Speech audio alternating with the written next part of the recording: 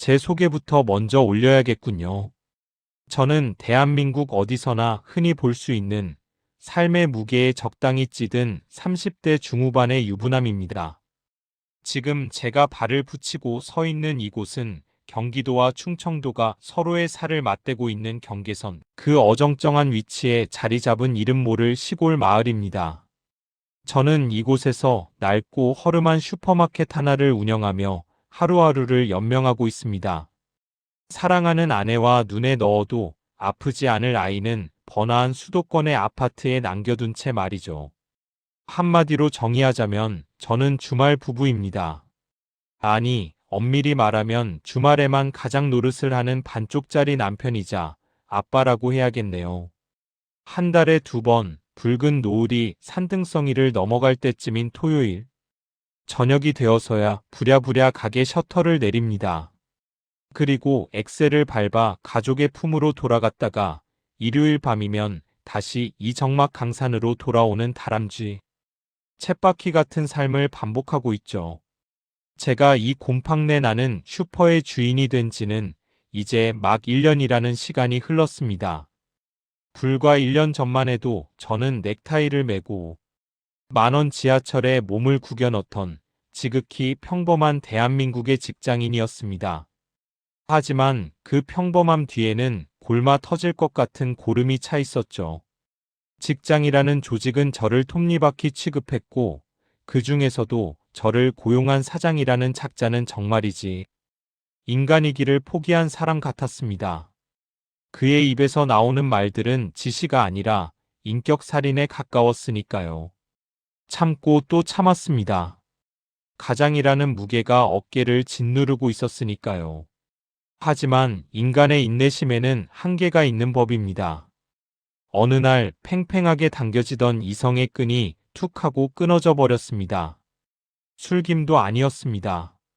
지극히 맑고 또렷한 맨정신으로 저는 사장의 면전에 대고 그동안 쌓아왔던 불만과 분노를 폭포수처럼 쏟아부었습니다. 멱살을 잡지 않은 게 다행이었죠. 비록 그 일로 당장 해고 통보를 받지는 않았지만 이미 엄러진 물이었습니다. 좁디 좁은 사무실 공기는 가시방석처럼 저를 찔러댔고 동료들의 눈빛에는 동정과 불편함이 섞여 있었습니다. 먹고 살아야 했기에 눈치를 보며 꾸역꾸역 출근 도장을 찍기는 했지만 매일 아침 눈을 뜨는 게 지옥 같았습니다. 출근길 버스 창밖을 보며 저는 생각했죠. 도망치고 싶다. 어디로든. 그래서 미친 듯이 이직 자리를 알아보고 있었습니다. 그렇게 하루하루가 살얼음판 같던 어느 날 밤이었습니다. 오랜만에 만난 지인과 술잔을 기울이고 있었죠. 알코올이 혈관을 타고 흐르며 굳어있던 혀를 풀어주자 자연스럽게 귀농이라는 주제가 안주로 올라왔습니다. 팍팍한 도시 생활에 지친 남자들의 흔한 판타지였죠. 그런데 지인이 뜻밖의 제안을 던지더군요. 야, 우리 친척분이 하는 시골 슈퍼 자리가 하나 나왔는데 너처럼 전원 생활 꿈꾸는 사람한테는 딱일 것 같아서 말이야. 그의 말에 따르면 자식들이 부모님을 모시고 살기로 결정하면서 가게를 내놓게 되었는데 시골 구석이라 팔리지는 않고 그냥 비워두기 아까우니 거의 거저 주다시피 넘기겠다는 겁니다. 솔직히 귀가 번쩍 뜨였습니다. 회사 생활에 신물이 날 대로 난 상태였으니까요. 저는 지푸라기라도 잡는 심정으로 반쯤은 농담처럼 반쯤은 진심을 담아 한번 알아봐 달라고 부탁했습니다. 그때만 해도 그저 술김에 던진 휘발되어 사라질 말일 뿐이라 생각했습니다. 처자식이 딸린 가장이 무작정 시골로 내려간다는 건 현실적으로 불가능에 가까웠으니까요. 하지만 운명이라는 놈은 참 짓궂더군요. 이틀 뒤 지인에게서 당장 가게를 보러 가겠냐는 연락이 왔습니다. 그 연락을 받는 순간 가슴 한구석에서 설명할 수 없는 해방감이 밀려왔습니다. 일단 가서 보기나 하자. 저는 그렇게 마음을 먹고 주말에 내려가기로 했습니다. 아내에게 이 사실을 털어놓았을 때 그녀의 반응은 예상대로 차가웠습니다. 자기 미쳤어? 내 직장은? 애 교육은 어쩌고? 거기 가서 뭐 먹고 살려고? 당연한 반응이었습니다. 멀쩡한 직장 두고 시골 가서 구멍가게를 하겠다니 누가 반기겠습니까? 하지만 저는 이미 마음의 닻을 올린 상태였습니다. 주말 아침 저는 차를 몰고 그곳으로 향했습니다. 서울을 벗어나 고속도로를 타고 내려가는 길, 차창 밖으로 스쳐 지나가는 풍경이 회색빛, 빌딩 숲에서 점차 초록빛으로 변해갈수록 제 숨통도 트이는 것 같았습니다. 거리는 생각보다 멀지 않았습니다. 차만 막히지 않는다면 1시간 남짓 수도권과 지방의 경계선에 닿을 수 있는 거리였으니까요. 목적지에 도착했을 때 눈앞에 펼쳐진 풍경은 제가 상상하던 도피처 그 자체였습니다. 읍내의 번잡함을 뒤로하고 구불구불한 시골 국도를 따라 들어가다 보면 작은 다리 하나가 나옵니다. 그 다리를 건너면 밭들이 끝없이 펼쳐진 도로변에 시간이 멈춘 듯한 낡은 1층짜리 건물이 덩그러니 서 있었습니다. 세월의 때가 덕지덕지 묻은 간판, 칠이 벗겨진 미닫이 문. 가게 뒤편에는 방 하나와 재래식을 개조한 화장실, 그리고 작은 부엌이 딸린 살림집이 붙어 있었습니다. 화려함이라고는 찾아볼 수 없는, 어쩌면 초라하기까지 한 그곳이 저에게는 아늑한 요새처럼 느껴졌습니다. 주변을 둘러보니 드문드문 박혀있는 농가들이 보였습니다. 주인 아주머니 말씀으로는 이 슈퍼를 이용하는 고정 가구 수가 대략 40가구 정도 된다고 하더군요.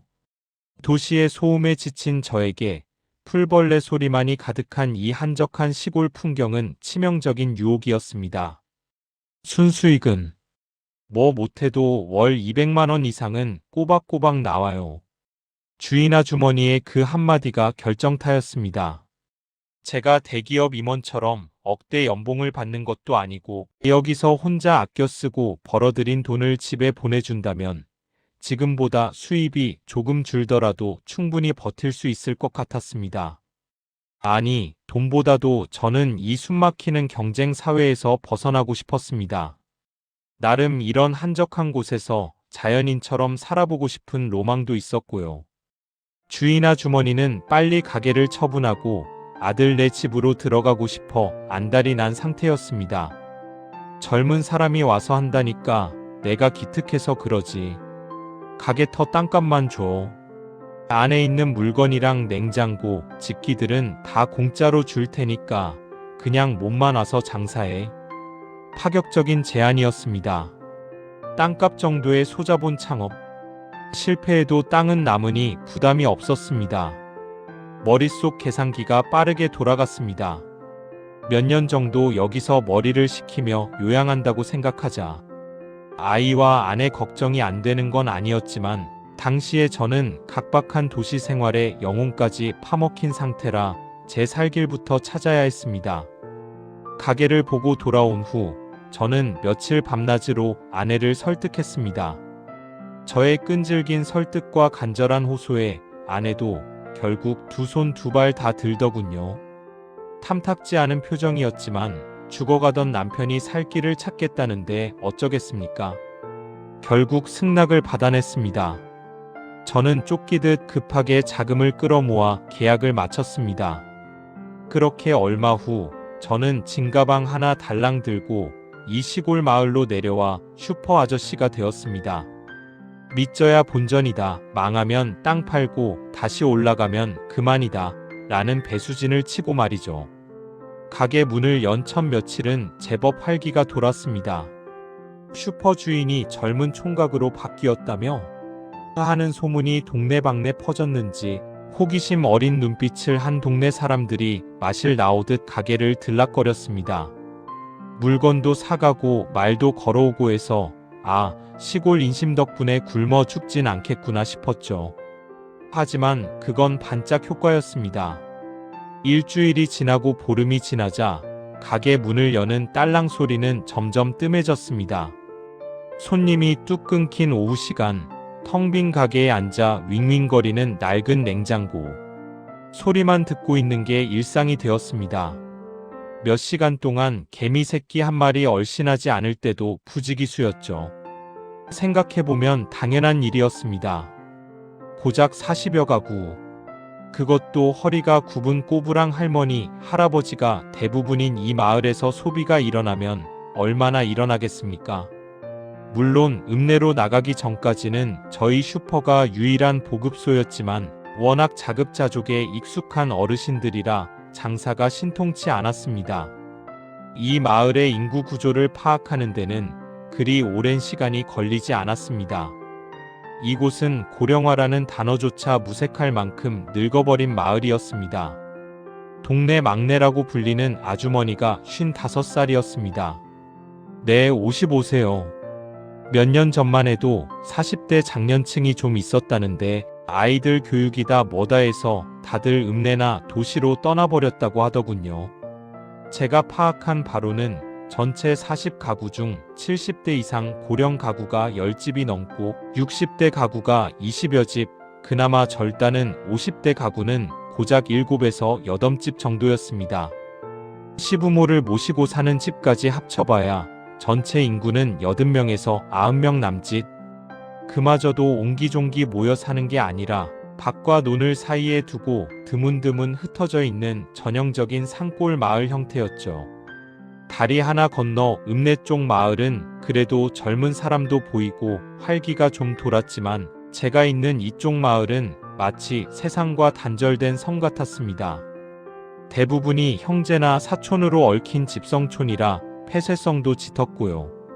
농사 외에는 할 게 없고 버스도 하루에 몇 번 안 다니는 교통에 오지다 보니 젊은이들은 다 떠나고 늙은 부모들만 남아 마을을 지키고 있는 형국이었습니다. 어르신들이 필요한 생필품, 담배, 막걸리 같은 건 저희 가게에서 사가시긴 했지만 매출은 제 기대에 미치지 못했습니다. 한 달을 꼬박 채우고 정산을 해보니 순수익이 고작 100만 원을 조금 넘는 수준이었습니다. 물건을 공짜로 받았으니 초기 비용이 안 들어 다행이지 팔려나간 물건만큼 다시 채워 넣어야 하니 통장에 꽂히는 돈은 쥐꼬리만 했습니다. 결국 100만 원을 집에 붙이고 아내에게는 처음이라 물건 좀 더 드리느라 수입이 적네라며 거짓말을 했습니다. 좀 더 해보고 안 되면 다시 직장 잡을 테니 걱정 말라고 큰 소리 쳤지만 속은 타들어갔습니다. 하지만 지금은 사정이 달라졌습니다. 수입도 쏠쏠해졌고 무엇보다 이 마을을 떠날 수 없는 은밀한 이유가 생겼으니까요. 그 이유는 바로 억누를 수 없는 성욕이었습니다. 이곳은 남자의 본능을 해소할 창구가 전무했습니다. 젊은 여자는 눈을 씻고 찾아봐도 없고 제일 절단은 여자가 55세 손주 달린 할머니니 말 다했죠.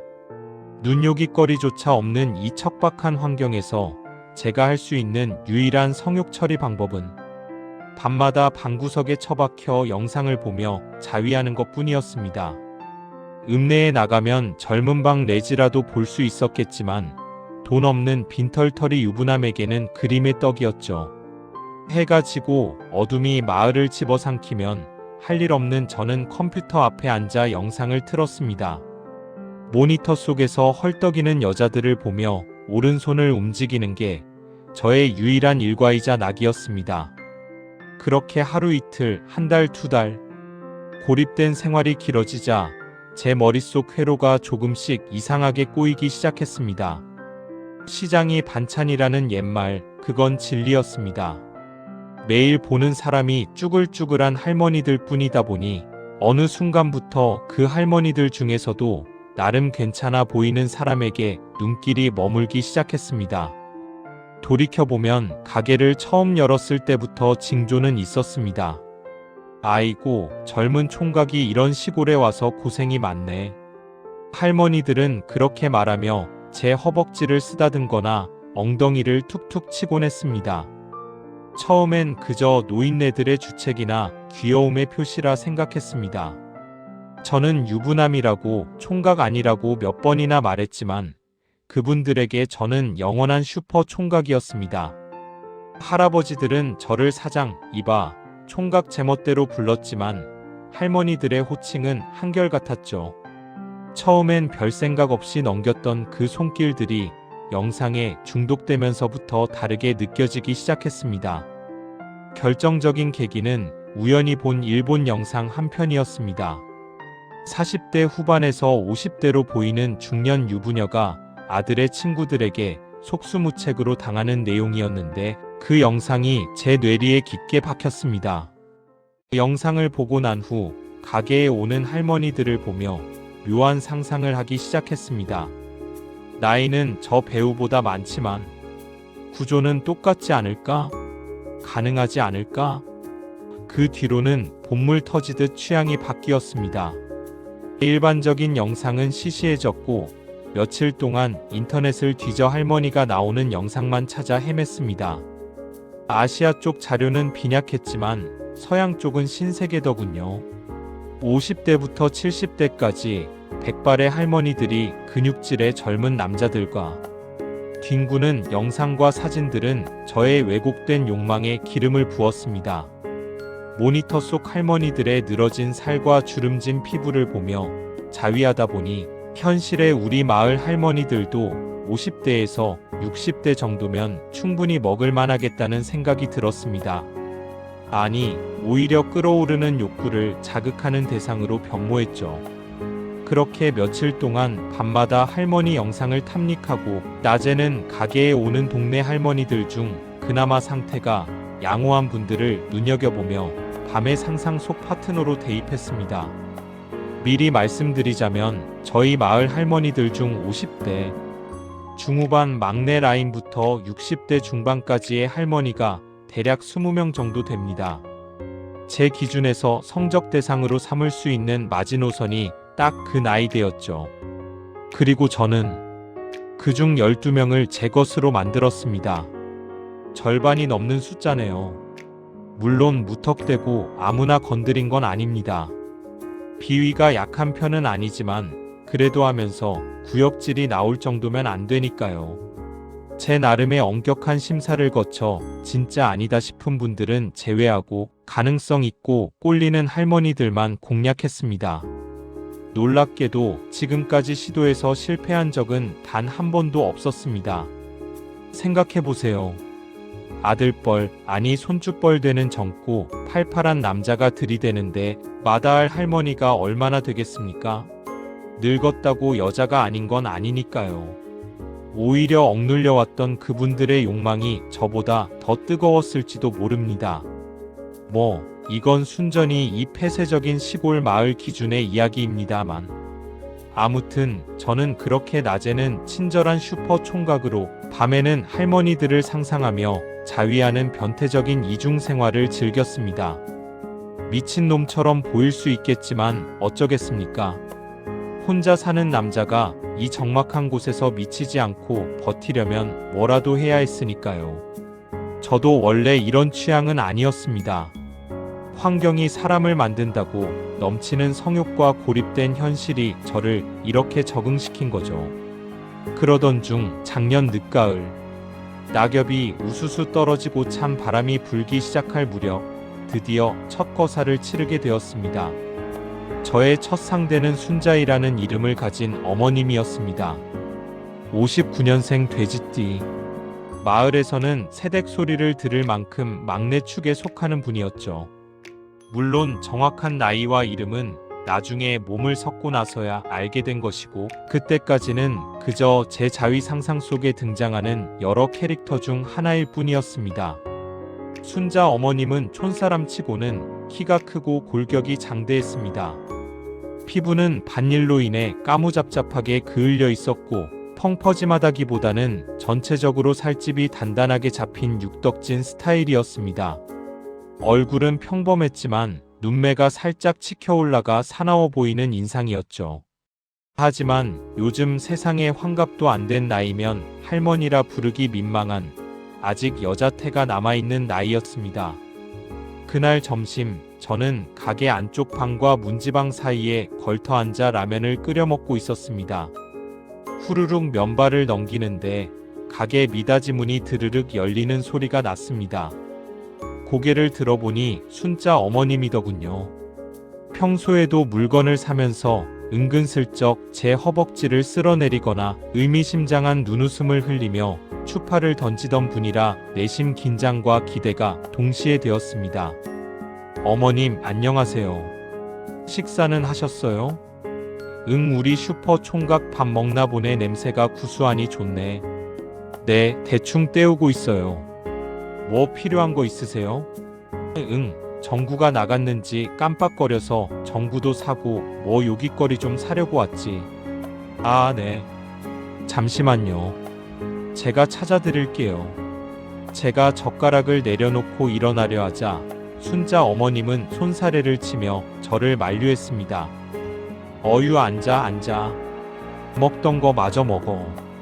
나 바쁜 사람 아니야. 급할 거 없어.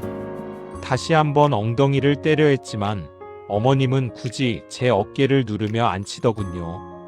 그래서 저는 엉거주춤 다시 자리에 앉아 라면을 먹기 시작했습니다. 그런데 순자 어머님이 가게 구석에 있던 플라스틱 의자를 질질 끌고 오더니 제 바로 옆에 바짝 붙어 앉는 게 아니겠습니까? 라면 냄새와 어머님의 흙냄새, 그리고 묘한 분 냄새가 섞여 코를 찔렀습니다. 어머님은 밥 먹는 저를 빤히 쳐다보며 이런저런 말을 걸어왔습니다. 혼자 와서 고생이 많다느니, 반찬은 뭐 해 먹냐느니, 먹고 싶은 거 있으면 언제든 말하라느니. 마치 자식 걱정하는 엄마 같은 말투였지만 행동은 전혀 그렇지 않았습니다. 말을 하는 도중 어머님의 거칠고 두툼한 손이 제 허벅지 위에 턱하니 올라왔습니다. 그러고는 아이고 허벅지 튼실한 거 봐라라며 토닥토닥 두들기기 시작했습니다. 안 그래도 근래 며칠 동안 제 자위의 메인 타깃이었던 순자. 어머님이 대놓고 허벅지를 만져대니 제 몸이 반응하지 않을 수가 없었죠. 혈관에 피가 쏠리는 소리가 들릴 정도로 물건이 급속도로 팽창했습니다. 불가항력이었습니다. 얇은 회색 추리닝 바지 앞서피 텐트를 치듯 불룩하게 솟아오르는 게 제 눈에도 훤히 보였습니다. 바로 옆에 앉아있는 순자 어머님이 그걸 못 봤을 리가 없죠. 하지만 어머님은 손을 떼기는커녕 오히려 손가락에 힘을 주어 허벅지 안쪽 살을 주물럭거렸습니다. 그 손길이 어찌나 노골적인지 숨이 턱 막힐 지경이었습니다.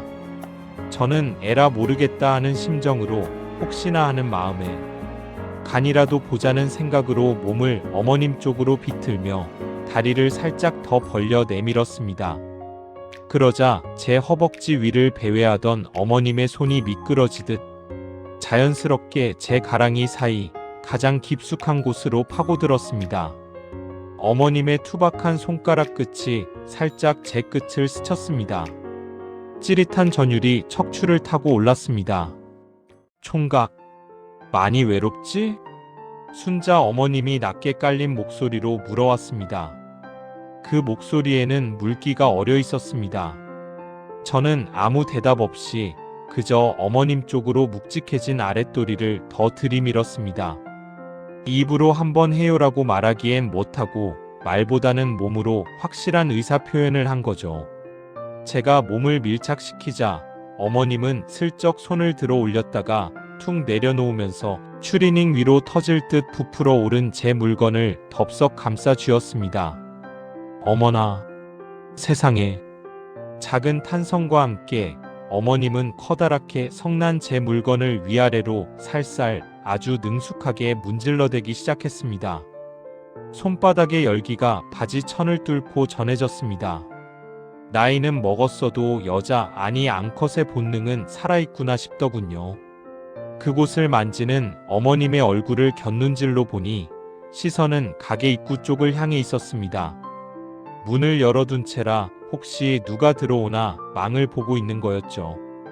그 모습이 묘하게 더 흥분되었습니다. 저는 짧은 순간 고민했습니다. 여기서 그냥 대딸만 받고 끝낼까 아니면 확 저질러 버릴까? 하지만 고민은 사치였습니다. 이미 이성은 마비되었으니까요.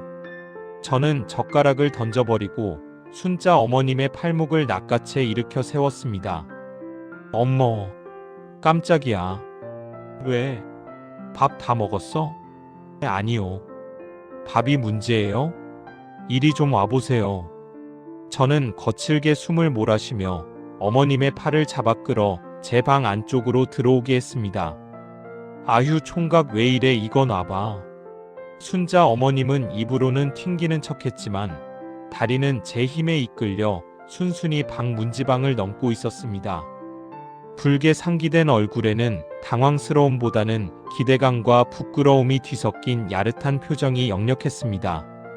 어머님, 저 좀 부탁드릴게요.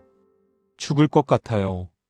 아휴, 왜 이래 남사스럽게 누가 보면 어쩌려고. 문 닫으면 아무도 몰라요. 저 쌓인 것 좀 어머님한테 풀고 싶어요. 네, 부탁해요. 저는 방문을 탁 닫아 걸고 방바닥에 깔려있던 눅눅한 이불 위로 어머님을 밀어 눕혔습니다. 그리고는 망설임 없이 어머님의 화려한 꽃무늬, 몸빼바지와 그 안에 입은 늘어진 면, 팬티를 단숨에 발목까지 벗겨내렸습니다. 이러면 안 되는데 이러면 내가 총각 얼굴 어떻게 봐. 괜찮아요. 외로운 놈 적선한다 생각하세요. 아랫도리가 훤히 드러나자 어머님은 말과는 정반대로 다리를 살짝 벌린 채 저항 없이 누워 있었습니다. 형광등 불빛 아래 드러난 어머님의 하반신. 탄력은 일어 축 늘어졌지만 생각보다 나쁘지 않았습니다. 살짝 말려 올라간 티셔츠 밑으로 겹겹이 접힌 뱃살과 두툼한 허벅지 살이 출렁거렸지만 그 다리 사이 무성하게 자란 숲과 그 속에 숨겨진 검붉은 살점은 당장이라도 박아넣고 싶게 만드는 마력을 뿜어냈습니다. 저는 재빨리 제 추리닝 바지와 팬티를 무릎까지 내리고 어머님의 두 다리 사이로 파고들어 자리를 잡았습니다. 어머님은 창피한지 한쪽 팔로 눈을 가리고는 가쁜 숨을 하아 내쉬고 있었습니다. 가까이서 본 그곳은 세월의 흔적만큼이나 짙은 색이었지만 안쪽은 벌써 흥분했는지 살짝 젖어번들거리고 있었습니다. 저는 한 손으로 제 것을 잡고 순자 어머님의 그곳 입구에 대고 위아래로 비비기 시작했습니다.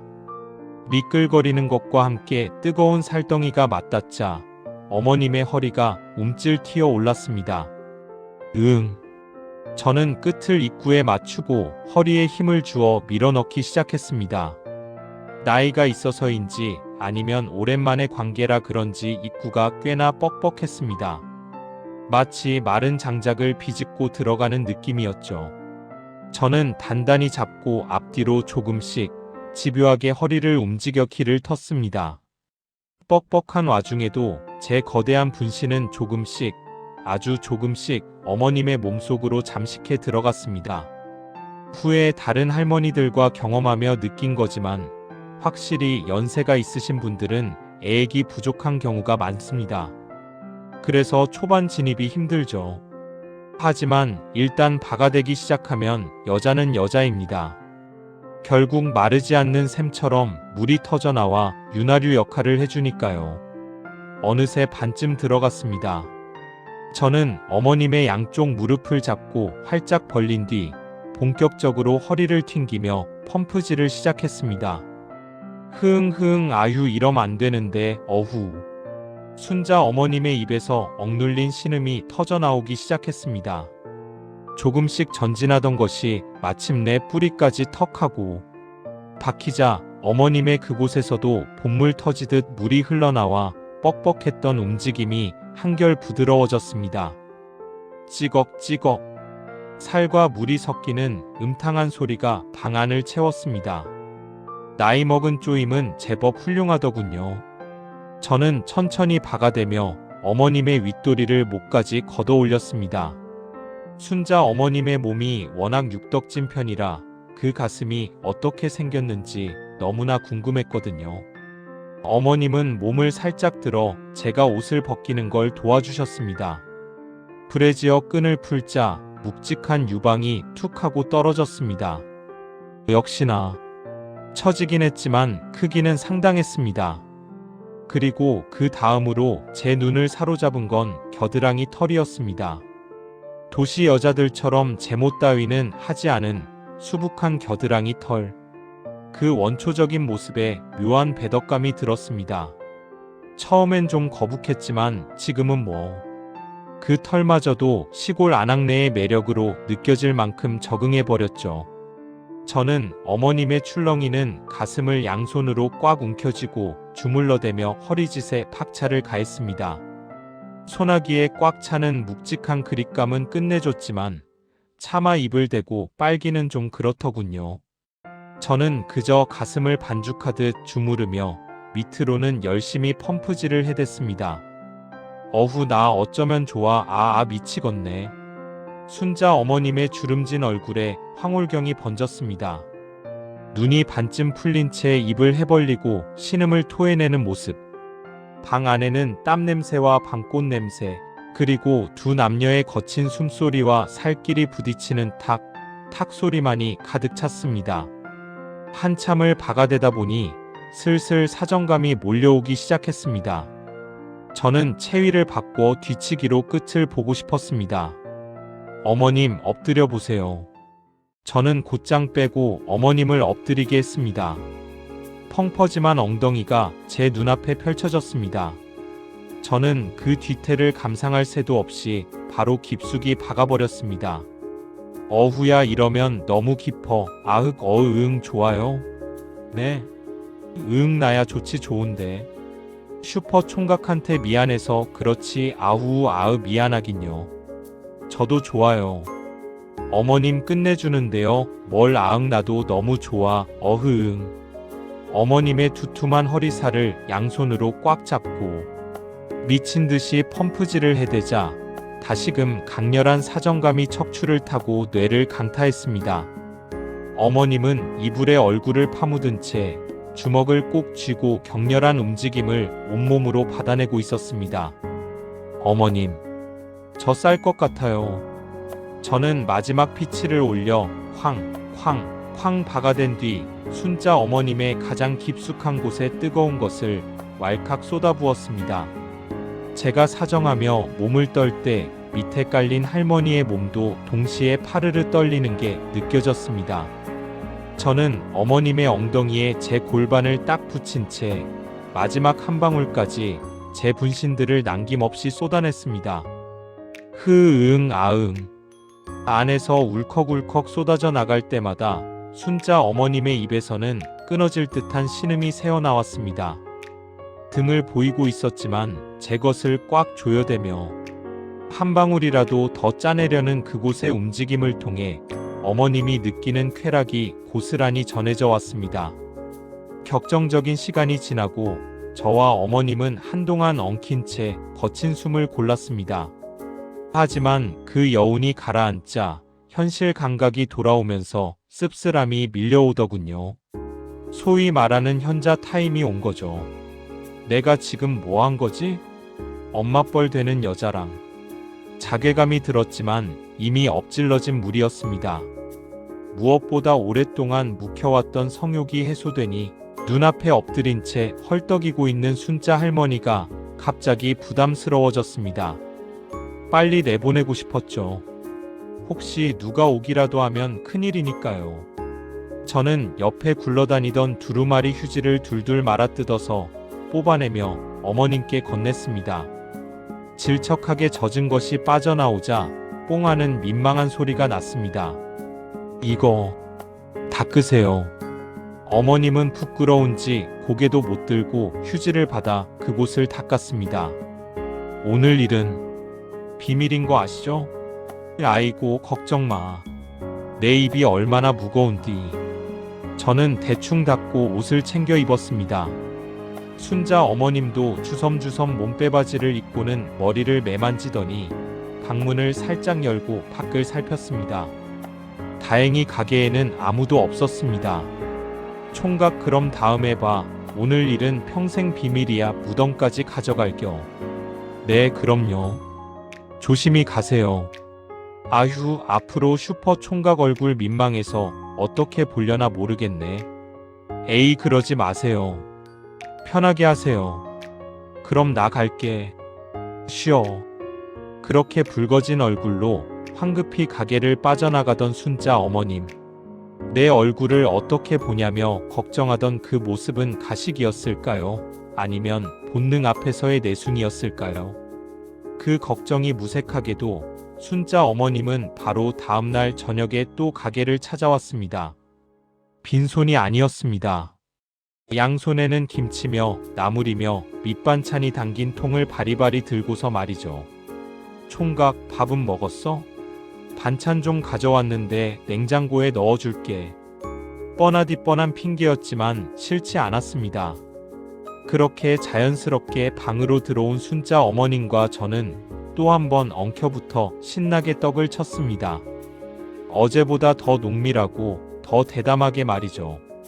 돌아가는 어머님의 손에는 어제 못 사간 전구와 과자, 라면 같은 간식거리가 들려 있었습니다. 제가 돈 안 받을 테니 그냥 가져가시라고 사정했지만 순자 어머님은 끝끝내 꼬깃꼬깃한 5만원짜리 지폐 한 장을 카운터에 올려놓고 도망치듯 나가버렸습니다. 아니, 이거 10,000원어치도 안 되는데. 카운터에 남겨진 5만원짜리를 보며 저는 생각했습니다. 성욕도 풀고 맛있는 반찬도 얻어먹고 매상까지 올리고 이거야말로 꿩 먹고 알 먹고 도랑치고 가재 잡는 일석삼조가 아닌가. 어차피 이 시골 구석에서 윤리 도덕 따지는 건 사치였습니다. 서로 좋으면 그만인 것을. 그날 이후 저의 시골 생활은 완전히 달라졌습니다. 적막하기만 했던 이 마을이 저에게는 욕망을 분출하고 채워주는 거대한 사냥터이자 낙원으로 변해버린 것입니다. 그리고 순자 어머님은 시작에 불과했습니다. 제 눈에 들어온 사냥감은 아직 11명이나 더 남아 있었으니까요.